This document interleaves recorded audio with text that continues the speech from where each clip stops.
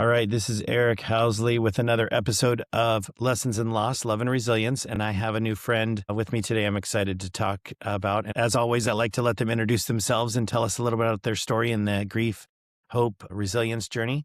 And I have today with me Michele Neff Hernandez. Michele, thanks for joining me. I'm so happy to be here. And I love that there were multiple people in our lives who kept telling us that we needed to meet. So I feel absolutely like we have just, made new friends.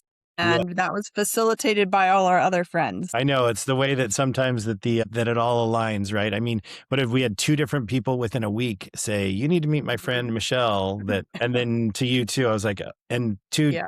I guess they both know each other somehow, but anyway, it was kind of serendipitous in some ways. So excited to have you on here. So why don't you tell us a little bit about your story? Came to the grief and resilience experience of my husband's death.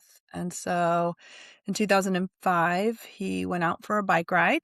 Loved to have a regular Wednesday bike ride with a good friend of his. Or we live in Simi Valley, so they were heading up to the trails, and he was hit from behind by a car. And within the next 60-ish minutes, I was standing in front of the emergency room, and he was taking his last breath.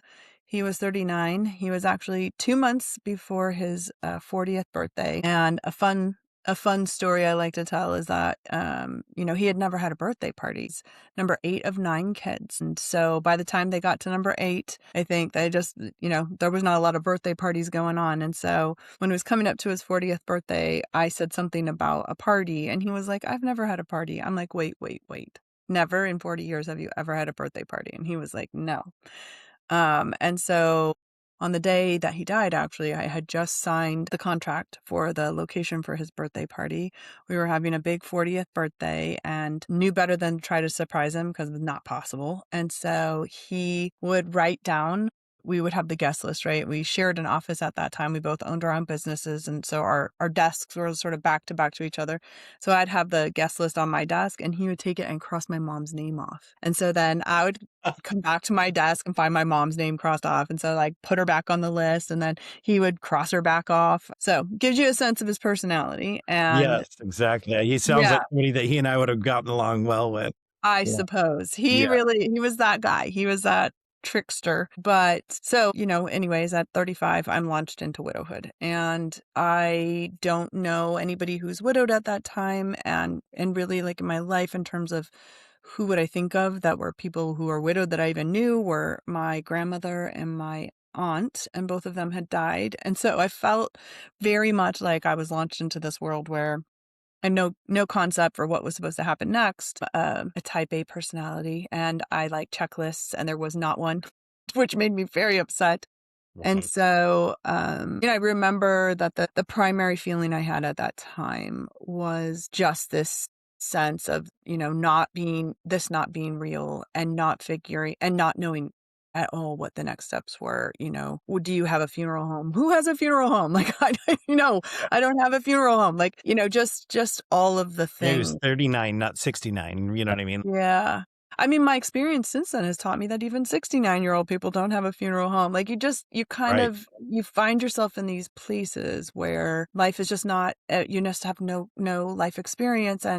And then also when I think you're dealing with the grief and loss world, you also have people who don't really talk about it. And so because we're not talking about it, it's not like I'd ever had a conversation with anybody else who had this experience, which interestingly, my next steps really were like, please somebody tell me how to do this. And I thought, okay, well, who in the world can I possibly ask? And so I start looking around, and I always tell people that this is like the Dr. Seuss book, Are You My Mother? Because I was like, are you widowed? Excuse me, are you widowed? Do you know a widowed person? And what I ended up wanting really badly was just like answers to some questions. What do I do with my wedding ring? What am I supposed to do with his shoes? Did you put up pictures or take them down? Did you sleep on the same side of the bed you did? Did you sleep in the same room? Like, I felt like there were so many questions. I came up with 50 questions where I was just like, I just need to know. Somebody can I ask somebody? And those Wow. somebodies ended up being 30 different people over a year-long period where I would just go to their houses. Somehow we would be connected, much like we were connected. A friend of a friend of a friend said, "Oh, Right. I know somebody who's widowed." And I'd be like, "Will they talk to me?" And they were like, I think so. And so I'd knock on their door with my little recorder in my backpack. And what I found was a community every time. Every single Yeah. time I sat down with somebody who had lived this experience, I found another piece of my experience within theirs, even if we were like so, so different. Right. And There's that, still connection, in some yeah. way there's those threads of connection. And it's funny because for me, when I do my public speaking, a lot of times when I talk to universities, they'll say, well, we have counselors and we have therapists. And I was like, that's amazing. And I'm sure that they're very busy. Many people find comfort in others with some sort of loss or, with a lived experience. And while Mhm, those therapists might have a lived experience of losing someone in their life, it might have been their grandfather 20 years ago, or, so there's mhm. just a piece of, I spoke at, I'm speaking this summer at the Parents of Murdered and Children conference, didn't know there was such a thing. Right. Yeah.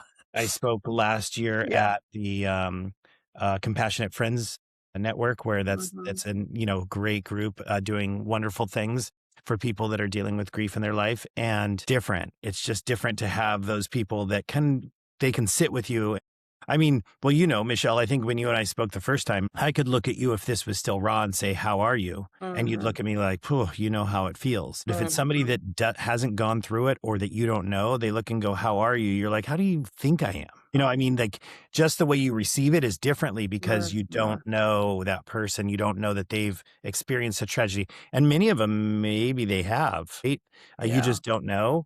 Yeah. So no, I can imagine. So what did so 30 people, I mean, survey questions, everything else, they became Yeah, friends. hilarious. Like, as I look back at my young grieving self, it just cracks me up that like, that's what I was compelled to do, but, to your point, right, the thing that was compelling me was this desire to find other people who had made their way through, and interestingly, like, one of my rules for myself was that I did not wanna interview anybody who was widowed less time than me, because I felt totally unprepared for being able to be in that situation, and so it helped me to I was looking for people who knew what they were doing in my mind, and Right, what I learned from those 30 people was that, there is no one way to do it, that each of them did it their own way, that some of the things they did I thought were totally made sense to me, and other things did not make sense to me at all, right, and that neither of us was wrong. It was just that we all live this experience differently, and that getting to meet so many people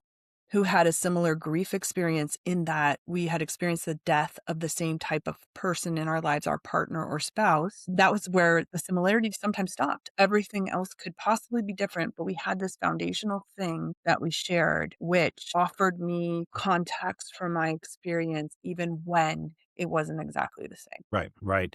Yeah, for me, Hannah and I, we've obviously, handled it in the way that we have. And when I went to, when I've gone to some of these speaking things or these conferences, I mean, there's parents that show up and go, here's a button. This is my son. He was Mhm, Jesse. Here's my daughter. This was Christina. And mhm, they're like trying to keep their name alive by giving out those buttons and such. And I didn't know, no issue with it if that's what they want to do. But I look and go, like, for me, that's not what I need. Like, she'll live mhm. with me forever. And Yeah. so just seeing them going out, passing out these things, and I look and go, Mhm, in 2 hours, I'm not going to be wearing this button around in a different state going, this was a kid, Jesse. Well, do you know much about him? No. Like, mhm. and it's a way to honor, right? And nothing wrong with it. It just wasn't how my brain was able to function. And I remember the first time speaking to a friend who's a therapist who was going to get us, he's like, well, come in, you're going to meet with me. I'm then going to give you referrals because I can't be your therapist. And I just remember looking at either him or it was my therapist because I went a few times and I just said, am I like, we went straight to acceptance, like in sorrow. So we kind of skipped the stages of grief. And I Mhm, can't really explain it, but I remember looking at him going, am I going to go back through this? Like, am I going to all of a sudden be in denial in 3 months and angry? And like there's other things that could have yeah. that, but he's like, no, once you're at acceptance. And so I needed to process. So for you, to see how everybody else is processed and go like, okay, we can all Mhm. process this differently, and that's okay, but this is how we're all going to progress in this situation too. I also think it's so interesting too that, while I think it's true that when some people come to acceptance, they don't, they don't cycle back. But I think that there are many, many things we have to accept. And so, we may accept the reality of their death more quickly than someone else, but we might struggle with the reality of accepting that their future is also gone, right? Like there's so many pieces to this that you Right. can't know unless you know. And I Right. think that that's what a peer community does for us. It's interesting the difference in our experiences that one of the things that as I was doing those interviews, I'm, reaching out to whomever. I didn't do it strategically. I just said, "Do you know somebody? Do you know somebody? Do you know somebody?" Or if somebody happened to like, I heard about that person. Do you know that person? But I ended up interviewing someone whose husband died in 9/11 in the plane that hit the Pentagon. And she was a similar age to me and actually probably a little bit younger than me and had felt that she missed the opportunity to have children. Like 9/11 stole that from her. And in the time that we met, that's where she was in her life. And I think that meeting her, the other thing that I learned, which was really informative for the work I would do later, is that even when people share a huge experience, and this is the similarity that you share with them, you share this huge experience, you've people who all died in the same experience, and every one of them is doing it differently. How they show up, how they engage, whether or not in the 9/11 circumstance they want those big memorials, whether they want to hear the phrase never forget ever, ever again in their lives. Like, I've had the privilege of meeting many survivors from 9/11 who have all shared a very, very different experience, and not only from one widowed person to an next, but from a parent to an aunt to a cousin to an like every person who was loved the person who died has a different experience with the whole in addition to the individual experience. But what she said to me in our interview, I will never forget. She said, the world lost a collection of people, and that feels important and something that I understand why it continues to be something people want to not forget. She Mhm. said, but I lost my person and I wanted to be able to engage with it in a way that would, I can't ever on 9/11 Right. take just my own, I can't even hide from the massiveness of what has happened Right. and have my own space. And so she taught me, she said, I've had to figure out how to carve my way through just my person and allow still, of course, the representation for the whole, but I Right. wanted the opportunity to have mine. Well, I mean, it's a great point to say because I've said it many times before. And I actually got a response from one of the families from Columbine, which I felt bad in the way that they responded, not because they were wrong, not wrong in how they did, but I said, we're now 20 years later and these things are still happening and the world remembers Dylan and Eric's names and they don't remember the victims. And they were like, that's not true. There's people that remember the girl's name that they say, and I won't say her name just because, but it was her name was Rachel, and I believe, and she says, and they said, well, they do. And I was like, yes, people remember Elena's name that knew Elena, but they don't remember Borderline. Right Mhm. now, there is one name from 9/11 that I remember, and it's because I did this fundraiser for like long story, it's in my book, Yeah. but very close to them now to Jill and her family for Scott McGovern. But other than that, if you ask anybody that's in America that remembers and they say they're never forgotten, just say like, do you know, like, unless you were connected to one name, one person, Yeah. your person, your uncle, your uncle's brother, like somebody, it's another. And I mean, you know, 2,900 people, or I mean, it was close to 3,000, I think, all in. And you look and go, this is unbelievable. And it's still happening, but it really is your person, like the loss Mhm. of your husband in the way. I mean, that when I was talking about like the triggers and the acceptance too, that's different for us is the shooter took his own life. I mean, obviously, right Right. near where you Yeah. live, right? Yep. For us, we don't have to relive it, but what about the ones where the shooter doesn't take their own life, where Trial. where the person goes to trial because it's a DUI accident and you have to live that, Yep. like you've been grieving, you're through it, and it's like, oh, this person's now getting out after Mhm. murdering my child 20 years ago. And like there's Mhm. pieces that it just re-triggers. And I mean, fortunately in our scenario, I don't have to deal with that. That's where I feel Mhm. lucky in many Mhm. ways. But it's such a journey for us in so many ways. Other findings, like things, that's a great story about the 9/11 one. Any other good ones in your grief? Yeah. I mean, so my first one, I love to set the scene because, when you're grieving and your friends and family love you so much and they just desperately want to do something for you, you know how they will sometimes insist upon a thing. Yeah. Well, one of my friends had just purchased a brand new Porsche, Okay. a yellow, canary yellow Porsche. And he said, no, he's going to kill me for saying that incorrectly. It was a Corvette. It was a canary yellow Corvette. And so he got it off the line. He drove it home. Like, this is his baby. And so I'm getting ready to do my first interview, and it's with his mother-in-law. And I'm feeling like, okay, this is going to be good because I was married for 5 years. My husband died suddenly, and I was 35. She was in her 70s. She was married for 50 something years. Her husband died over a 5-year period. And I was like, okay, this is going to be fine. I'm going to be able to ask her questions. We won't have so much in common that you Yeah. know, I was like, this is going to be fine. We have nothing in common, kind of, but it's a good practice. So I'm thinking I'm practicing my questions. So he tells me, I want you, and she lives in Paso, so near you. So I'm going to drive from Southern California to Paso to meet her at her house and have this conversation. And he's like, I want you to take the Corvette. And I was like, oh, no, no, no, no, no. He would not take no for an answer. So here I am, terrified, driving his brand new Corvette. I drive to Paso.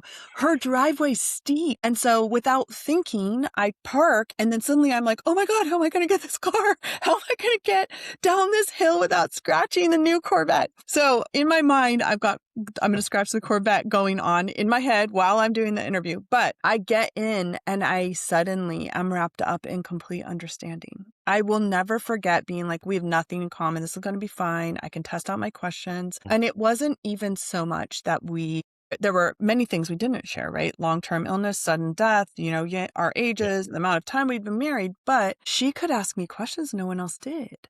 She Right. could say to me things, like, gosh, you must just feel like you were robbed. 5 years is not enough time. Like, Wow. she was experiencing my widowhood, contrasting it with her own. Together, we were finding these places where they mesh. Right. And she was telling me about friends that she had for 60 years. They had been having dinner with them every single whatever interval. Well, when he died, they stopped asking her because they would, instead of having 6, they would only have 5. And so it set off the table dynamics. And then Yeah. another friend who she had, they've been That's important. friends. Right. Yeah. Yeah. God, there's 5 at the table, not Yes. 6. That's no, that's it. Sorry.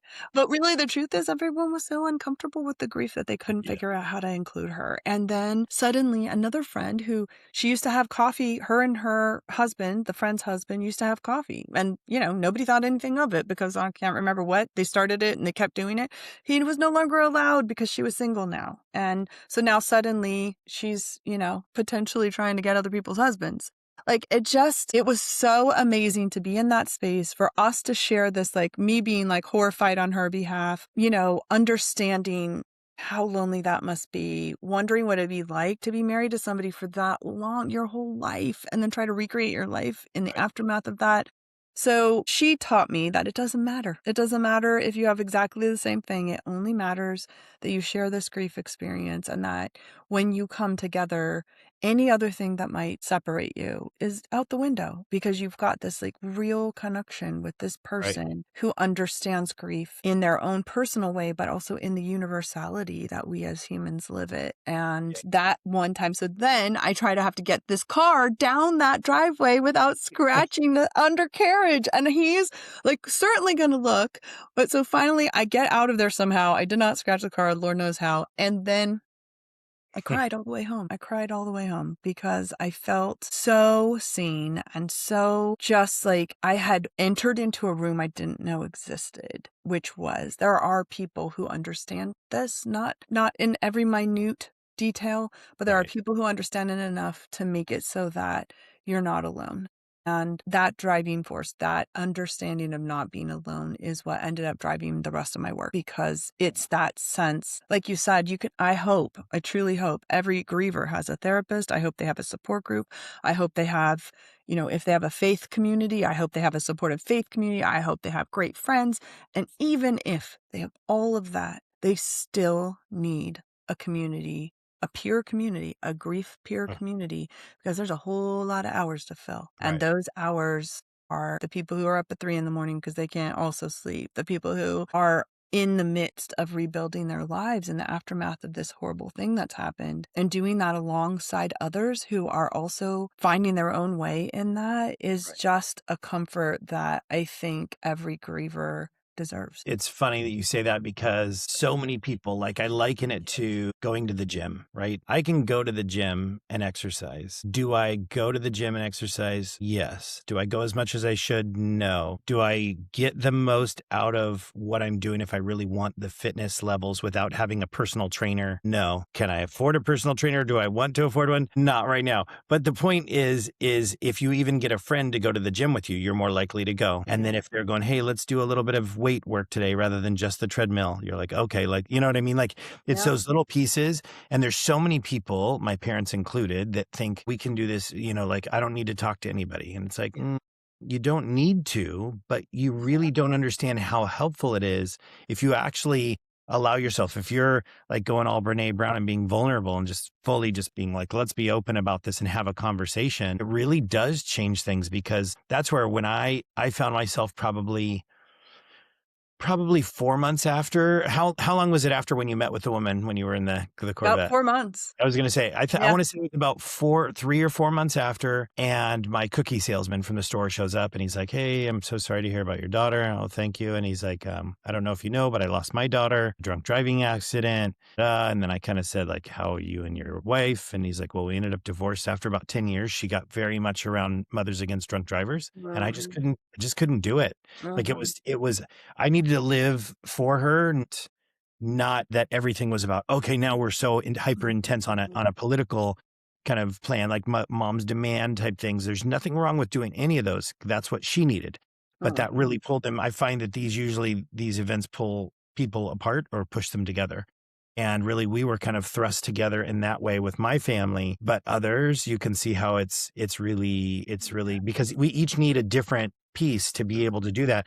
I would have never imagined interviewing 30 people with 50 questions. Kind of do now in a podcast, not because I'm crazy. You've already switched over.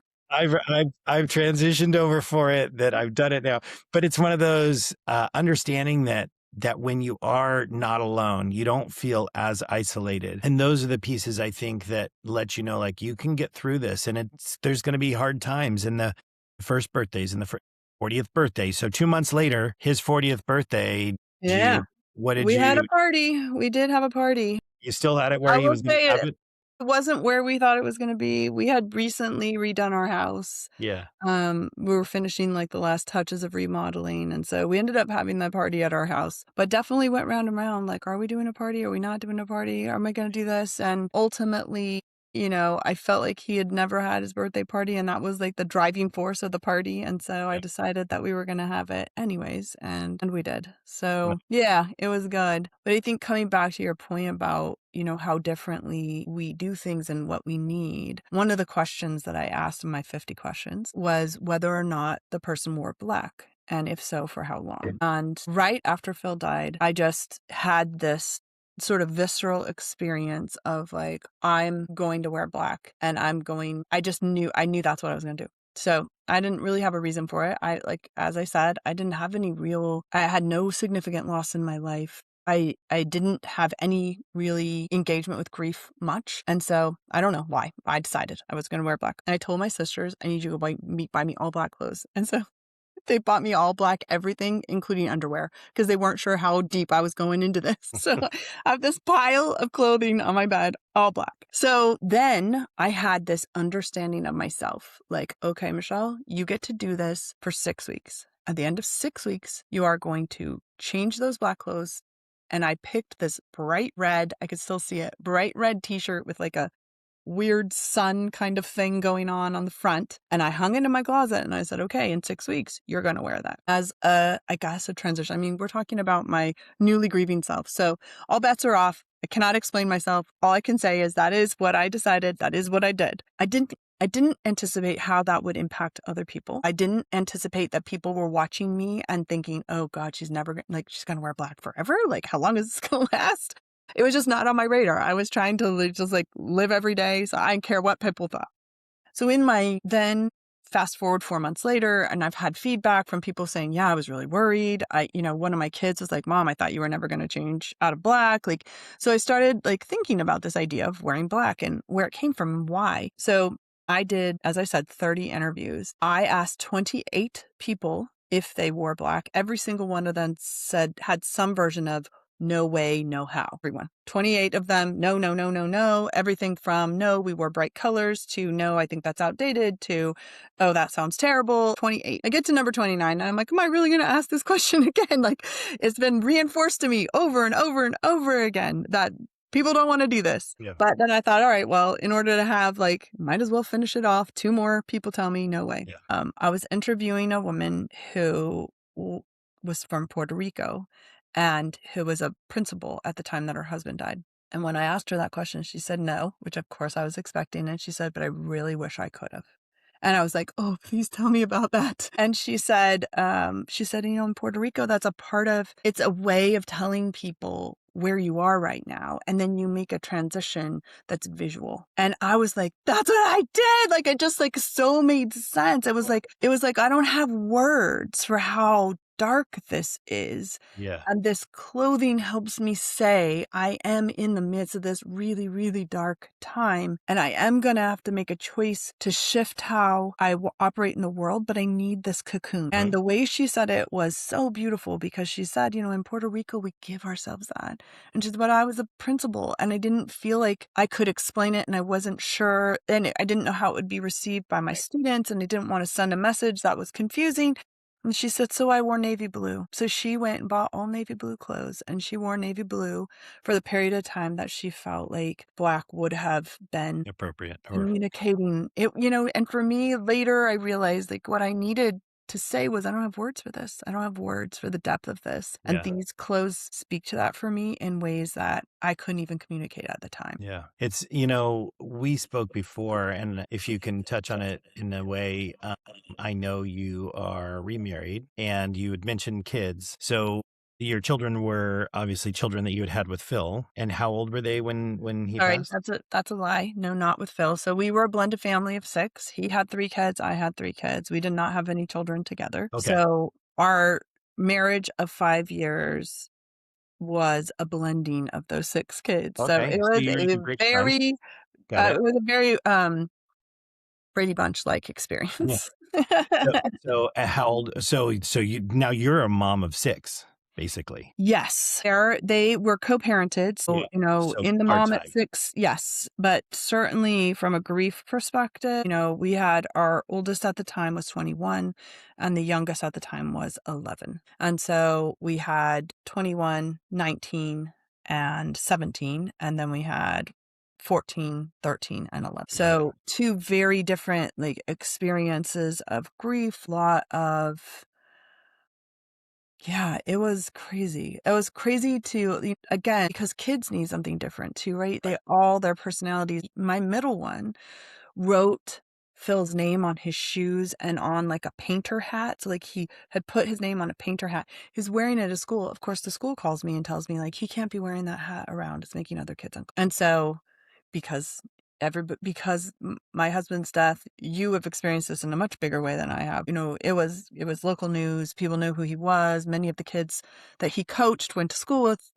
with my kids. And so, it was too upsetting for everyone for him to wear his hat. So it was that kind of thing where it's just I'm a brand new griever. Can you just wear a hat? No. Yeah. I'm like, can he just wear the hat? Don't look at the hat if you don't like it.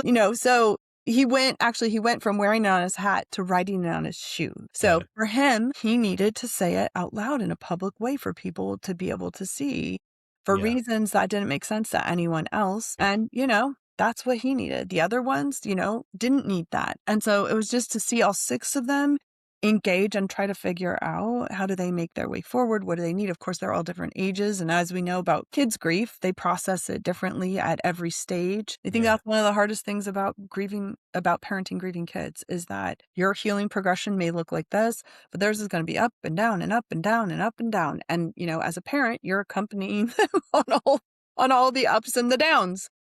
Well, you might be up when they're down, and then you're down. Exactly right. And that's why when you said 6, I'm like, wow, that's a lot to process. And I mean, it is. I mean, there's probably huge blessings in that in the way too, that there's so much support within each other. Like rather than being alone, like being a single parent or a single individual that didn't have it, and now you're doing this like without. Because there were days where, fortunately for me, I didn't lose Hannah, that I knew I could look to her and tell her I was having a tough day. Yeah. But even with Alex, we learned early to just say, like, to be honest with him and be like, hey, bud, I'm just really missing your sister today. And he would say, well, she'd be mad at me if I did X, Y, like if I went and all sweaty and go lay on her bed right now, you want me to do it? Or, like we'd start laughing, our grief humor or whatever. But there was ways that it really brought us together in that way, and seeing him and such go through it, little moments. I mean, I might even lose it if I say this. So he ended up being one of the graduation speakers for his high school. And he said to me, he goes, Dad, I really would like to try out to be the graduation speaker. And I said, okay. Well, and obviously I do some public speaking. Well, I said, well, what do you want to do, bud? And he goes, I don't know. And he goes, and then he's like, oh, maybe I don't want to do it. And then I said, can I ask you a question? I said, everybody gets up there and says, gives a quote, and they talk about, we're going to go conquer the world and, all of these things. I said, your generation is so like it's selfie land, right? Everything's about selfies. I said, why don't you recognize some of your classmates that you admire? Like, so, and he goes, and I go, and then choose like 3 guys and 3 girls, and, just go through and say, like, so the girl that was the drum major, so he's like, like, I like, so, blah, blah, blah, perseverance. Here's some things we learned in our high school experience. Perseverance. Ava was da da da da, and Gaby Baby was his nickname. He's so comfortable in who he is and his personality and how friendly he is that everybody's likes him. And I appreciate, so he recognized characteristics and then recognized individuals. So then everybody's cheering every time they hear a friend's name, right? And when he got up to do it, we were off like at the 30-yard line ish. And so he ended up getting selected because it was just different than the rest of them, as always, right? And so when he got up to do it, he got up and he unzipped his gown, and we couldn't, you can't see it. Like, we saw something, but we didn't know what was going on. So he ends up giving the speech, and he was wearing a jersey under that we created for, this is where I'm getting emotional, created a jersey that had the 12 victims of borderline and the 3 victims of the Yountville Veterans Home, because that was here in our area, that had 15 names on it. And then the 54 cities in the U.S. from the time our semi-pro soccer team had started in 2017 until 2019 when we did it. So in 2 years, there were 54 mass shootings. And that was when it was only considered a mass shooting if 4 people died. So the veterans home wasn't considered one because 3 died in that scenario. And then the shooter was the 4th. But they say unless 4, now it's as long as 4 are injured, it's considered a mass shooting, injured or more. So anyway, he gets up there, he unzips this, and he's wearing this jersey under and doing his speech. And I had no idea, and super proud of him for doing it. And he did a great job. And then after, when like the family that wasn't there was watching the live stream, they're like, oh my gosh, like I was weeping the whole time. I can't believe he did that. And I'm like, can't believe he did what? And it was so awesome. Totally his, but to see certain, like you probably saw it with your 6, like they were all even in their different ways. Another mom lost her husband, and she said, my middle daughter, which was very close to Elena, she was ready to go out. She needed to be with her friends. She needed to be in her community, but the 2 boys were on their own. Like they were more like wanting to stay inside and didn't want to show the emotion. So seeing those 3 kids, again, same experience. It's just so normal in that way. Yeah. So with this is the part that I love too, is you were inspired to start something, Soaring Spirits, I believe. Like you started a nonprofit, you're running a nonprofit. What is it doing? And like, what's the, like, kind of the vision of it, and how does it work? Well, it is interesting because really the vision came from those first 30 people. When I was done with those interviews, I thought, oh my gosh, this one and that one, they would love to talk to each other. And these 2 had this thing in common, and this grief experience and that grief experience had these similarities. And And I started imagining, like, maybe I could talk them all into flying somewhere. I mean, this journey took me all over the country. So if I was like, okay, how am I going to get all these schedules together? What if, who's going to really willing to do that? And that led to the thought, what if it could just be anybody? What if we could make it so that finding other widowed people is easier? And it began with that small dream. And so Soaring Spirits International, and actually I didn't realize it, but because we had set this up for earlier and I had to change the date, we're 1 week away from our 18th anniversary. So we Wow. have been doing this work for 18 years, which is crazy to think.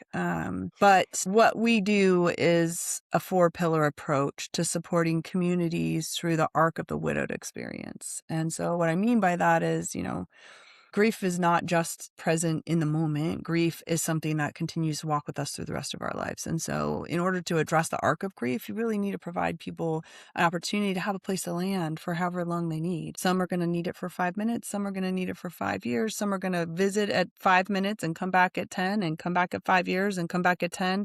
What we work to do is provide support, not just for our widowed folks, but also for communities. We do that in 4 ways: direct service to widowed people.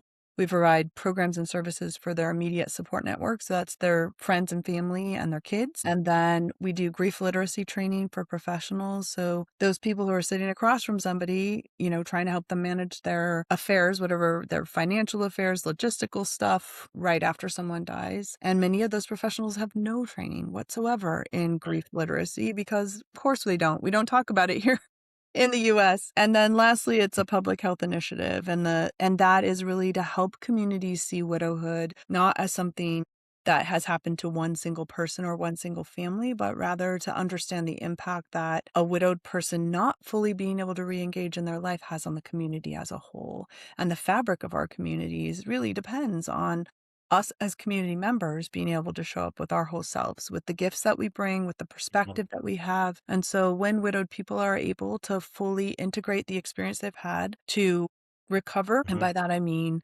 build a life that they can once again say that they want to live, grievers know that can take a minute. And Yep. then be able to use those 2 pieces, the integration and the desire to offer the skills and perspective they have fully re-engaged with to the community. I like to think of it as, when a griever comes back to themselves, instead of making it to 100%, they make it to 110%. And Uh-huh. that extra 10% is so beautiful. And what Yeah. they might do with it is like 100 million things, like exactly the kind of things you're doing with it. The ways in which we take that extra percentage that we gain through hard work and through the Yeah. perspective that we have managed to piece together as we each individually make our way through grief, I think is really incredible. And if we can support widowed people through that with organizations like ours, with organizations like yours, with people who are engaged in making sure that they're showing up for the widowed people and for the grievers in their life, then as communities, we're better for sure. Yeah, and that's amazing, and it's funny because people ask me all the time, like, about writing the book and about, like, doing the speaking, and I said, it's very fulfilling to give back to the community that really embraced us. Pine, Thousand Oaks, Napa, they all embrace us in that way, including our families and friends and all. But it's one of those things to see those people that are really still hurting, years later, sometimes too, that you can see. And if we can help just that little bit, just a little way in them in their journey, then it's worth it. So what you're doing and hearing that you're helping, like getting them together. I mean, you're right. I mean, a lot of the things I bring up when I do my speaking and then the workshops is what to say when you don't know what to say. I mean, Yeah. you like that grief training is huge because understanding like how are you going to get them through this? Like where are they at in this? How do I communicate with them? Turning to a strong Christian woman and saying she's with God now might not be the right time right now. Like that Mhm. might be better down the road when she's Yeah. not angry of Yeah. why I've been a good servant. And so, then again, maybe it's the perfect time, but you need to be careful Yeah, it's because so you don't, true. And there's I, just no way to know for sure. There's no way to yeah, know 100%. I'm convinced everybody's always wanting to say the right thing. The problem I is am most of too. the time they're saying what they think they would want to hear. Right. Well, and I think it's also so important, to recognize that this is not something that can be fixed and that we Right. live in a fix-it world where it's like, okay, what can I do to fix you? What can I do to make you happier? What can I make you do to, I need you to smile. Well, I don't want to smile. and I don't feel like smiling, and I definitely don't want someone telling me that I should be smiling. But because we are like, "Oh, all I want for you is happiness," and we feel like I once wrote an article called "The Weight of Wishing," and it was about the weight of all of people's good wishes for me, and I Hmm. felt like they just kept giving me another one, another one. "I hope you find a new relationship. I hope that you are find a way to make your way through. I hope you're gonna smile tomorrow. I hope tomorrow the next day is gonna be better." And I remember just feeling like that was just weight. It's like, just keep what you wish for me. I appreciate that you wish them. Hold it for me, would you? Because I don't have space for it right now. But that expectation is so heavy because you see it in people's eyes. They're looking at you like, are you better yet? Are you better yet? Are you better yet? And nobody wants that more than you, Right. believe it or not. Like, nobody wants you not to be miserable more than yourself. And yet, there is a time and a place for each piece of the steps of Right. healing, and we are all going to do it differently. Right. So, just having that sense of my best advice to every single person who's engaging with a grieving person is just remember you can't fix it. Like, if Right. you could start there, if you can start with the fact that you cannot fix it and you Yeah. are willing to sit beside them, even though you can't fix it, you are providing a service that's invaluable. Yeah. No, I say it all the time. I'm like, just sit with them in their Yeah. griefs. Just sit in the grief, in the awkward. If they want to tell you something funny, then have it. If they don't want to talk, just sit with them. And if they don't want to sit with you, that's okay. Like you actually, they're gonna remember that you were Or there. willing. Yeah, And then there's others that are like, I just want to talk about something else right now. Mhm. Okay, like, Yeah. do you want to go for a walk or do you want to cook dinner? Like, I'll help you cook dinner. Like, whatever. Mhm. You know what I mean? Like, just Mhm. be present. I mean, I give the example, one of my fraternity brothers from Pepperdine. So I call it the calm after the storm. After like the funeral and everything else, like everybody that's there and there's food and all these things. And then it's like everybody's gone. It's Yeah. quiet, right? And I would come home and it'd be like 2 in the afternoon and Alex and Hannah are at school or whatever. And all of a sudden I'm like, okay, it's quiet in the house. And that's when it really would hit me, right? So anyway, the funeral happens, the memorial, everything else. And then a bunch of my friends were from college had come up and I look over at my friend Levi and I said, hey, when do you have to go home? He was from New Jersey. He was living in New Jersey. And he says, I decided I'm going to stay till Thursday. I thought you might want somebody to just hang out with. And I'm like, what? You're going to just stay till Thursday? He's like, yeah. And it was awesome. We just, we'd watch a movie and Hannah knew he and I were close and Hannah was very close to him too. So it was like, he's sitting around and he's really funny. So it was one of those where it was just it's priceless, right? It was literally just priceless Priceless. to just know I had somebody there. We could talk. We didn't have to. We could grieve. We didn't have to. We could go shoot baskets, like anything to just kind of take our mind off of it or not, if that's where I was at. And it was just him sitting with us and being with me in that moment was so, so valuable. And so, like I said, priceless that you can't really explain at the time. But Michele, I really appreciate your time. Love what you're doing with Soaring Spirits. Is it available around the country if they were to look at soaringspirits.org or? That is exactly right. SoaringSpirits.org has all the information. It is available throughout the country, actually throughout the world. So we Love it. do, yeah, it's awesome. Well, thank you for your time and we'll catch up soon. So good to have you. Thank you, Eric. Bye. Bye.